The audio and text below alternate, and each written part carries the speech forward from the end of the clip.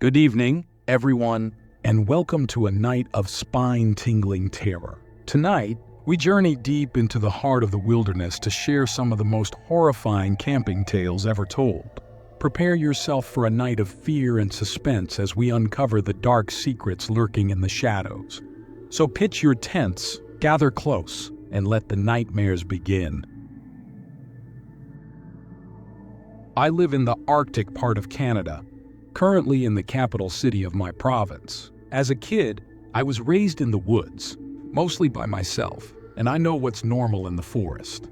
But there's something in my grandfather's woods that's not normal, and I'm too scared to find out what it is. My grandfather, Philip, whom I called Puppy but everyone else called Phil, passed away 2 years ago last January, just after his 73rd birthday.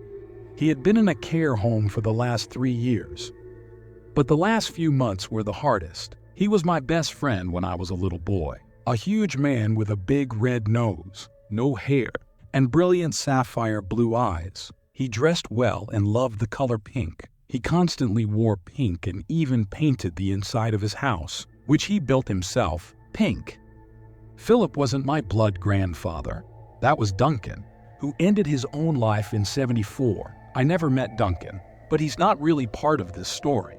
My grandmother, Emma, met Philip as a young widow. She didn't know anything about him, but soon learned he was intelligent, a brother to 4 younger siblings, and owned a large amount of property in a different part of the area. He made money working for the town, digging and paving roads and the like. He and my grandmother, a fiery woman with no time for anything she didn't want, hit it off. She had 3 kids with her deceased husband, my mother and 2 uncles. Philip was good with the kids, but never let them come around his place. Only my grandmother, until I was born. I was born in '92, and out of spite, my grandfather loved me for some reason and treated me like his own, constantly paying attention to me. He was one of the few people who actually cared for me. My mother was negligent and self-involved, constantly passing me off to other family members. I barely remember a good exchange with my mother as a child. I mostly remember playing in the woods.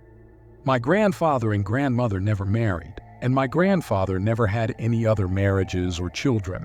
Occasionally, my grandmother and I would make the hour-long drive to spend the day at my grandfather's place. He owned a huge chunk of family land, not unlike my family's own, just not on the coast. It was off a winding river that the nearest village was named after.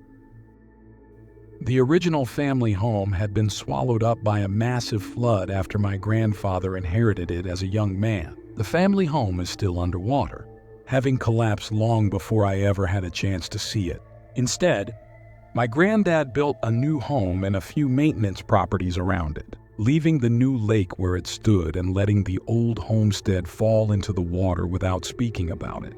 When I stayed with my grandfather, he would teach me many useful things: how to plant and grow veggies, what was edible from the forest, how to boil and clean water, recognize animal tracks, and the sounds of foxes and coyotes across the lake, which were nothing to fear.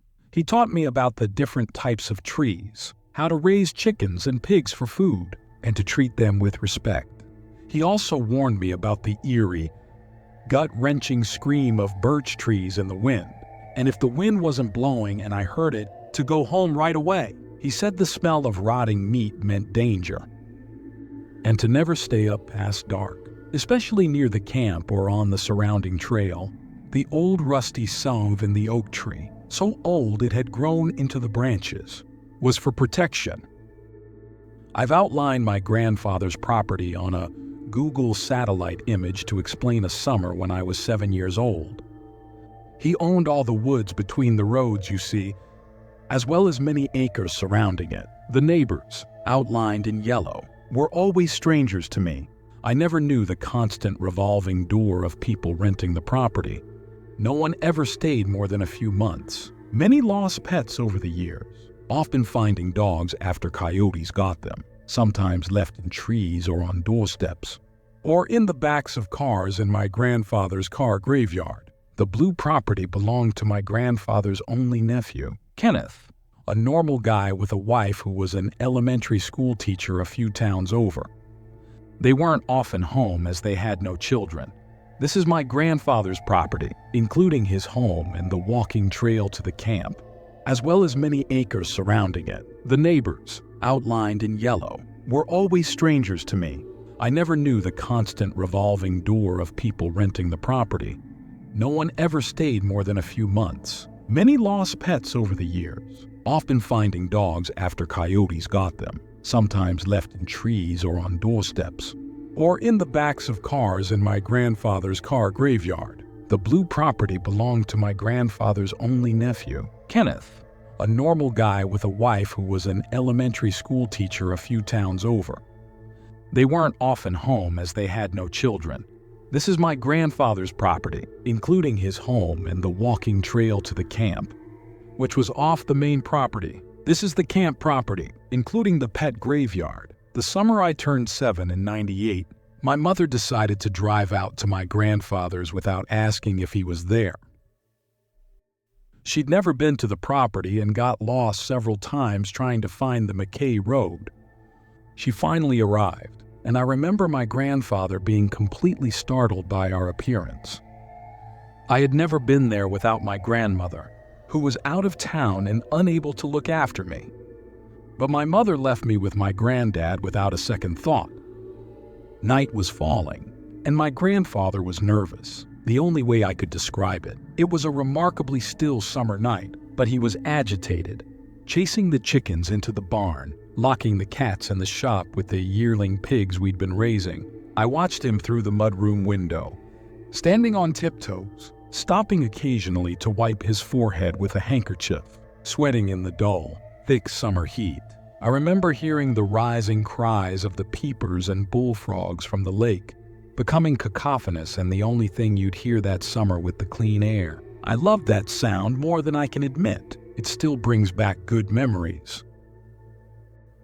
Finally, a little before dark, he made us a small dinner of venison and potatoes, and we went to bed shortly after. It was strange because usually we would stay up and watch old Western movies or something on TV. But he explained that he was tired and early nights were good for people. So, I went to the spare room. The house he built was simple. One floor with a crawl space and no attic, only 5 rooms in total.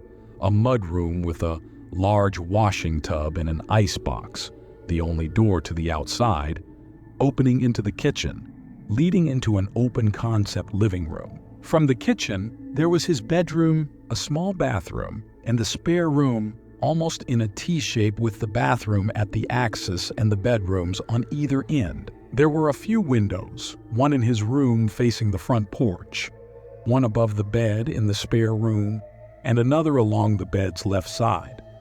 I laid in the familiar bed, the loud silence of the croaking frogs roaring through the open screened window, and finally fell asleep. It was early morning, 2:48 to be exact, because I saw the clock blaring down on us. I became aware of 2 things at once. My grandfather yanking me off the bed onto the wood floor beside the bed, and someone knocking incessantly on the door. My grandfather, huge compared to me, lay down on top of me, covering my mouth with his huge calloused hand and hushing me with the other. I remember how pale he looked in the moonlight, his eyes wide like dinner plates, looking like a frightened child. I realized the frogs had gone silent. The knocking continued, loud and insistent, in a pattern of 3s with short, impatient pauses in between. Then I heard a hauntingly calm and distant voice from the front of the tiny house. Philip. No one called him Philip. Everyone called him Phil. He hated being called Philip. The voice continued. Philip, it's me, your nephew Kenneth. That's when I got really frightened. Kenneth, with the jolly face and booming country voice and the charmingly misspelled name, wasn't here. Whatever it was knocking on the house wasn't him. I could hear it tap the glass of my grandfather's bedroom window, calling for him in that clear, emotionless voice. Philip, it's me, Kenneth, your nephew. Let me in. I heard it step down off the porch and walk around the side of the house. My grandfather held his breath, pressing down harder on me, covering most of my eyes with his palm, hushing me again. I could barely see the blue of the screen above me, but I could hear perfectly well. It walked a slow, even pace, unhurried. It stopped once at the bottom window, knocking again. "Philip," it called. Then it stopped right at the screen above us. I couldn't see it but could hear it taking slow, even breaths. Something dark pressed against the screen, and I was so terrified I couldn't take a breath. "Philip, I know you're in there. It's me, your nephew. Let me in." We stayed there in a standoff for so long I got bruises from the floor. Finally, I got dizzy from holding my breath, and it just left, pacing back against the side of the house and disappearing as quickly and without warning as it had come. My grandfather waited a while longer, then slowly stood up, put me back in bed, closed the window, and returned to sit in the darkness of the kitchen. Slowly, the sound of the frogs returned, and at some point, when the morning light started peeking through the windows, I fell asleep. The next morning, I woke to the sound of the ATV being pulled out of the barn. I got up in a hurry, still sore from being pressed onto the floor, and ran for the front door. I saw my grandfather pulling out of the car park and heading towards the forest trail, pulling a small cart with a blue industrial tarp over it. I pulled on a pair of boots and went outside, hoping to see where he was going, and ended up next to. About 5 to 6 years ago, a group of 7 to 8 friends and I went to a village to attend a friend's wedding ceremony. The ceremony was scheduled for around 9 p.m., and the village was about 100 kilometers from Ahmedabad. We left around 6:30 p.m. after work and managed to arrive by 9:30 p.m. By the time we got there, we were all quite hungry, so we decided to have dinner first before attending the ceremony, knowing that Indian wedding ceremonies typically last a long time and would probably end past 2 a.m. Since it was winter and the ceremony was held outdoors, it was quite cold. We decided to head back to our town early since everyone had work the next day. We had 2 cars, an SUV and a wagon-type vehicle. My friend drove the SUV, and I drove the wagon, keeping a safe distance. We were all aware of the scary story surrounding this particular highway, known for many accidents and claims of paranormal sightings. After driving for about half an hour, we suddenly found ourselves surrounded by trees, clearly entering a forest. The road narrowed to allow only 2 cars to pass at once in either direction. We were driving between 80 to 100 km/h when my friend and I, who was sitting in the passenger seat, saw something run from the right side of the highway and pass through the SUV. The SUV shook as if something had hit it. But my friend, the driver, didn't stop and kept driving. Within seconds, we reached the same spot and slowed down to check what it was, but we saw nothing. I asked my friend to call the SUV driver.